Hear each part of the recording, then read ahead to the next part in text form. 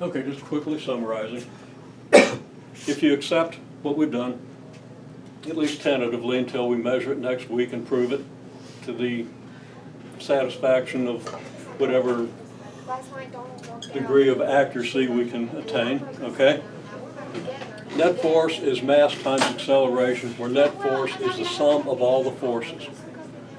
Okay? You can understand how that relates to the Atwood machine example. Okay? Just the sum of the two masses, basically. Ignoring the mass of the pulley. M is mass, A is acceleration. We know how acceleration is defined. It's defined in terms of length and time, right? Length tells you, use the definition of length, what you use the concept of length, whatever it is, to determine how far something moves, and then you append what direction and all that. And then time, measured in whatever units, right? So we choose, I declare that we choose for the moment to define time in terms of count of a pendulum of some specified length. Okay? There are better definitions. There's better ways to set a standard for what we mean by time, but this one isn't bad. Mass, domino mass.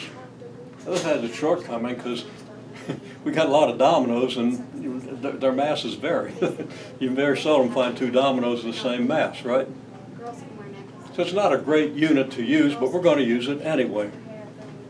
And then we'll refine things. Length in terms of the length of a domino. Now that is pretty consistent. It's about 2.5 centimeters if you want to use those fancy official definitions. Well, the fancy official definitions, the FODs, fancy official definitions, right? Which are the SI units. Time is the second.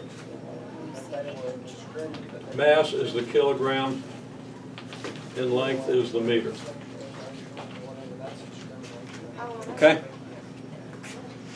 Now very quickly then.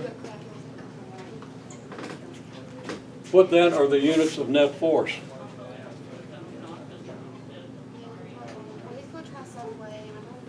For net forces newtons, if we're using the FOD. Newtons, I don't know what a newton is. We haven't defined newtons.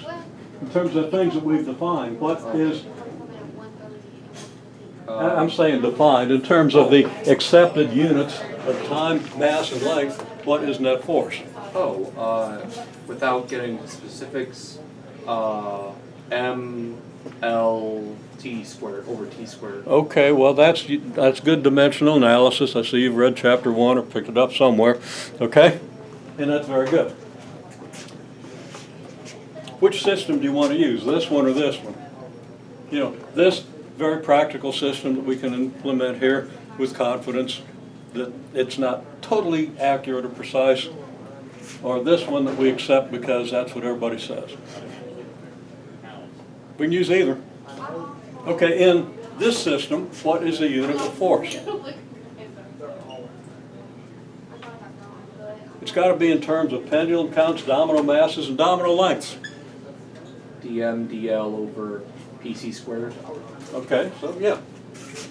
So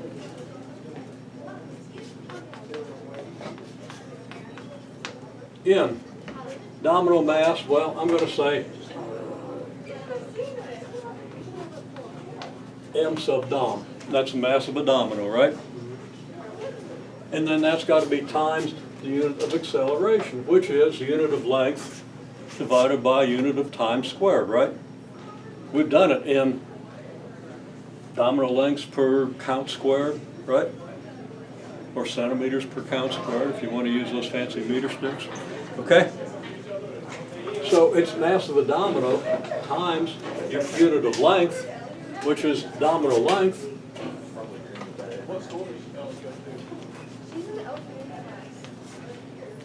over count squared, right? Or in the FOD, fancy official definition system, or FOS, Fancy Official System, or SI system, it's clear that this would be kilograms multiplied by meters, and that's meters now instead of over seconds squared. That's your unit of force. Okay? Now, we're going to let the cat out of the bag.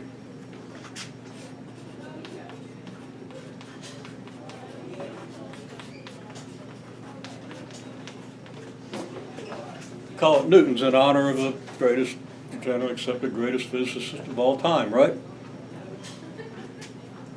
I think he's the second greatest. We named this one after the greatest.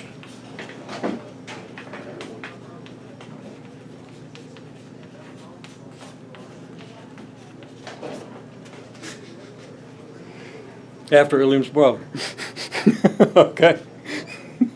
Not exactly a physicist. Now, I'm making a point with this. This is just a name we choose to give to this, which is defined in terms of units that are very rigorously measured. Okay? And can be used with great consistency. Okay? Greater consistency than these, but we got these in the lab. We don't have any of these. Okay?